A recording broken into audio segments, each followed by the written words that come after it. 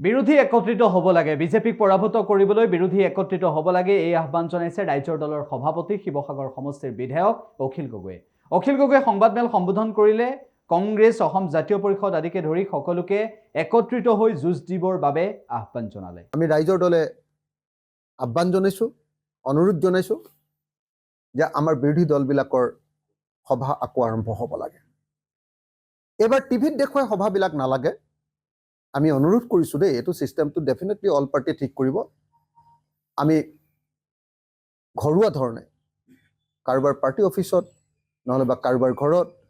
কোনোবা দিন ভূপেন বৰাৰ ঘৰত কোনোবা দিন অখিল গগৈৰ ঘৰত কোনোবা দিন লুৰিণজ্যোতিৰ ঘৰত কোনোবা দিন অজিত ভূঞা ডাঙৰীয়াৰ ঘৰত কোনোবা দিন সুপ্ৰকাশ তালুকদাৰৰ ঘৰত কোনোবা দিন আমাৰ ডিফুৰ জেআৰ কাঠাৰৰ ঘৰত আমি বহিব লাগে মই এটো ৰাজ্যৰ দলৰ সভাপতি হিচাপে এই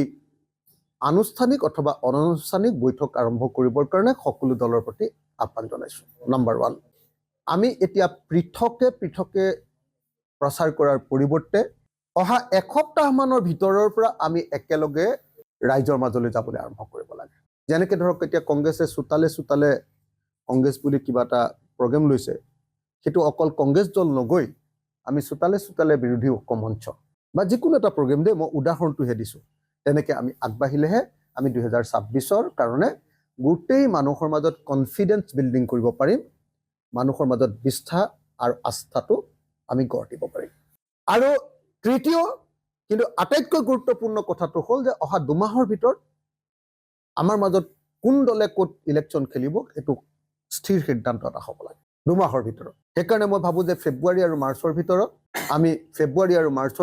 আমি কোন দলে কোট নিৰ্বাচন বিজেপিৰ বিৰুদ্ধে খেলিম দলগিটাক স্পেসিফিক কৰি দিব লাগে আৰু দলবিলাকে নিজৰ কেণ্ডিডেট লৈ কেম্পেইন আৰম্ভ কৰিব লাগে মই বিনম্ৰভাৱে প্ৰাৰ্থনা জনাইছো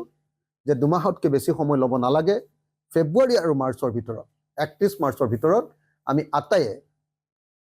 আমাৰ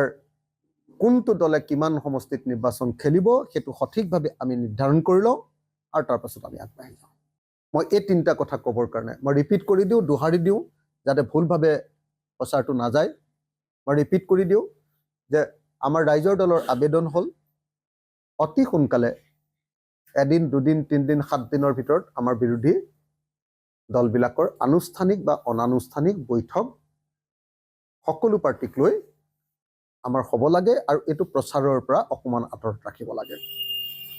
2 নম্বৰ আমি পৃথকে অভিযান চলোৱা বা মানুহৰ মাজলৈ যোৱাৰ পৰিৱৰ্তে আমি বিৰোধী ঐক্যমঞ্চ হিচাপে ঐক্যবদ্ধভাৱে আমাৰ অভিযানবিলাক আৰম্ভ কৰিব লাগে ৰাজ্যৰ মাজলৈ যোৱা 2026ৰ অভিযান আৰু তৃতীয় বস্তুটো হ'ল যে আমি অহা 2 মাহ অৰ্থাৎ ফেব্ৰুৱাৰী আৰু মাৰ্চৰ ভিতৰত এই 2 মাহৰ ভিতৰত আমাৰ কোন দলে কোট নিৰ্বাচন খেলিব তাৰ তালিকা আমি সম্পূৰ্ণ কৰিব লাগে যাতে আমি বিজেপিৰ বিৰুদ্ধে যুঁজিবলৈ যথেষ্ট সময় লাভ কৰিব পাৰো এই তিনটা বিনম্ৰ আহ্বান জনাবৰ কাৰণে আজিৰ এই সংবাদমেলখন আয়োজন কৰিলো মই আপোনালোকক সকলোকে আকৌ এবাৰ দুহাৰি দিওঁ যে 2026ৰ নিৰ্বাচনটো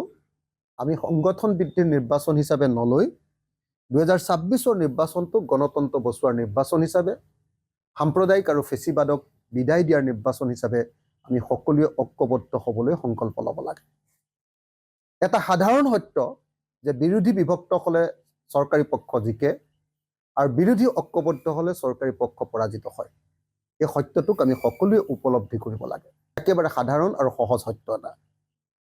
আৰু ইয়াক লৈ কোনেও টেঙৰামি কোনেও বেছি চতুৰালি কোনেও বেছি এটুক লৈ খেলিব নালাগে আমি সকলোৱে মিলি আহক এবাৰ বিজেপিক পৰাভূত কৰিবৰ কাৰণে ঐক্যবদ্ধ হওঁ এই কথাকেইটা ক'বৰ কাৰণে মই আপোনালোকক ইয়ালৈ নিমন্ত্ৰণ কৰি আনিছিলো আৰু মই আশা কৰো যে সকলো দলে মোৰ এই যিগিটা আহ্বান এই আহ্বানটো কোনো পধ্যে যাতে বেলেগ ধৰণে নলয়